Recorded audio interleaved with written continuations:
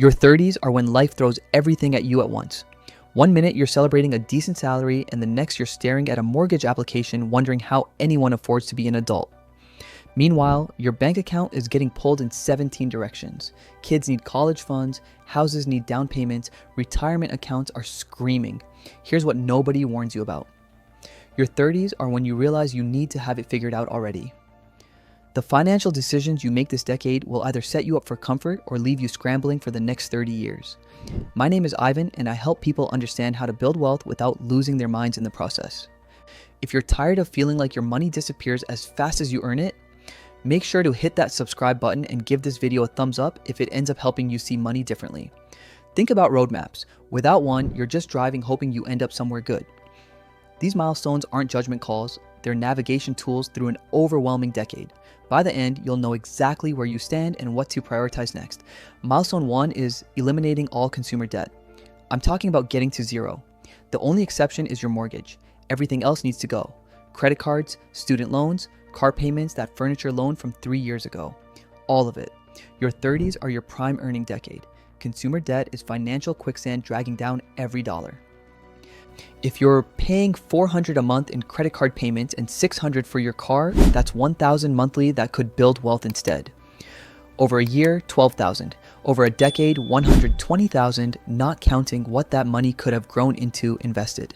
Here's the psychology piece. Your 30s are when life gets complicated fast. Increased work, responsibilities, managing a household, possibly raising kids, aging parents needing support.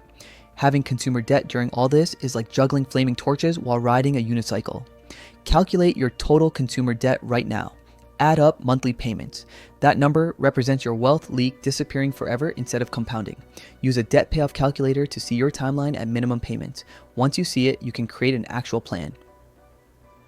Milestone 2 is achieving an excellent credit score, 800 or higher. Unless you're paying cash for your house, your credit score determines how much that mortgage costs you.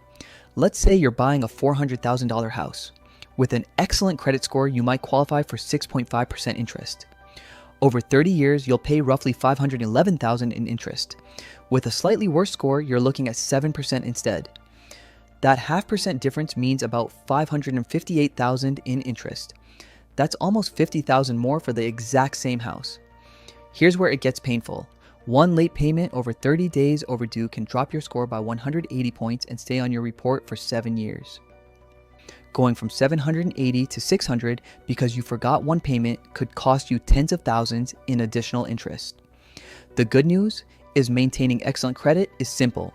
Pay bills on time every time. Keep credit utilization below 30%, ideally below 10. Don't open new accounts unless necessary. Don't close old cards unless they have annual fees. Milestone 3 is putting together a comprehensive financial plan for the next 30 years. Your 30s are when you deal with multiple financial priorities simultaneously.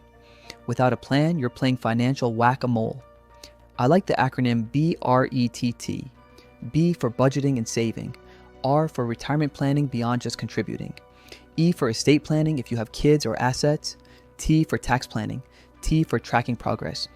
This might be when hiring a financial planner makes sense, especially with multiple income sources or complex situations.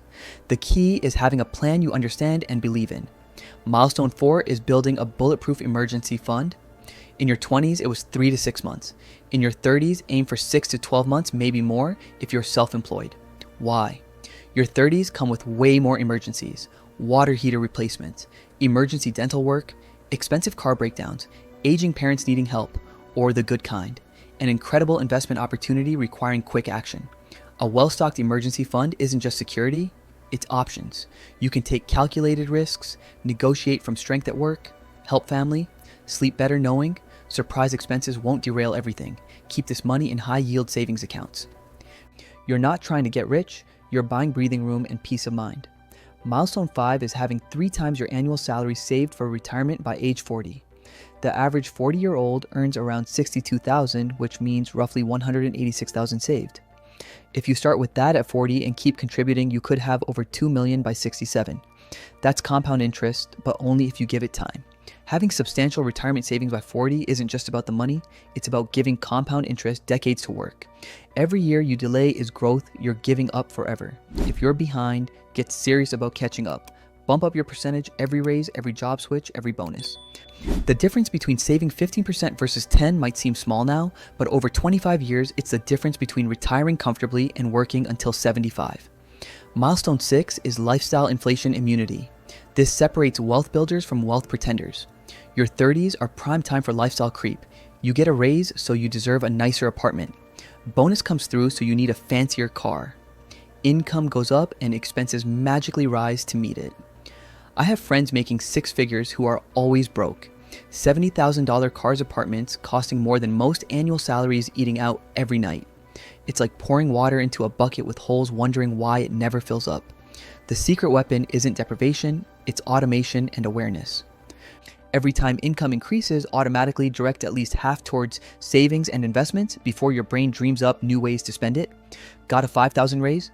Automatically increase retirement contributions by $2,500 annually. Your future self will thank you. Here's the identity shift. You stop measuring success by what you own and start measuring it by what you control. That freedom compounding in the background is worth way more than a fancier car that depreciates instantly. Milestone 7 is getting estate planning sorted out. If you have kids, a mortgage, or significant assets, you need basic documents in place. This isn't about planning for death, it's about life's unexpected curveballs. Who takes care of your kids if something happens? What happens to your accounts? Without documentation, courts and bureaucrats decide instead of you. Basic estate planning isn't complicated or expensive. Online tools work for basic wills and powers of attorney. Having something is infinitely better than nothing. Milestone 8 is investing in your health. Your health is your greatest financial asset. The average American spends over $300,000 on healthcare during their lifetime. Reduce that by 20% through preventive care, better nutrition, regular exercise, and you save $60,000. That's not counting income you don't lose to sick days or career opportunities you don't miss. Your 30s are when your metabolism takes a vacation. Developing healthy habits now, while you have metabolic flexibility, is easier than fixing decades of damage in your 50s. The money you spend on a gym membership and quality food is nothing compared to fixing preventable health problems later. Milestone 9 is starting to think about kids' education. College costs have increased at twice the rate of inflation for 30 years. Average four-year public university now costs over $40,000 per year with room and board. Private schools, closer to $70,000. Starting early gives compound interest time to work. A 529 plan offers tax advantages. Money grows tax-free and withdrawals for education expenses are tax-free. Many states offer tax deductions for contributions. Even 50 to 100 monthly starting when your child is young means 15 to 18 years of growth. Milestone 10 is developing financial confidence. This isn't about a specific dollar amount. It's about understanding your situation well enough to make informed decisions without constantly second-guessing yourself or panicking when markets have bad days. Financial confidence comes from having systems in place, understanding your numbers, and knowing you can handle whatever comes. You need to understand how all pieces fit together. Emergency fund retirement savings, education funds, insurance coverage, estate planning documents, all working as part of a cohesive strategy. The key is a plan that adapts as life changes and gives you confidence you're making progress even when short-term volatility makes it feel like you're going backward. Let's compare two people both entering their 30s earning $60,000. Rich Richard attacks these milestones systematically. Eliminates consumer debt by 32, giving him $1,000 extra monthly to invest. Maintains 800 credit score, saving $50,000 over his mortgage. Builds 12-month emergency fund. Invests 15%, hitting $190,000 by 40. Resists lifestyle inflation, investing half of every raise. By 40, Rich Richard has options. He can take career risks, help family sleep well. Knowing surprises won't destroy him. He's developed financial confidence. He knows his numbers and trusts his systems. Poor Peter lets lifestyle inflation consume every raise. Makes minimum debt payments through the entire decade.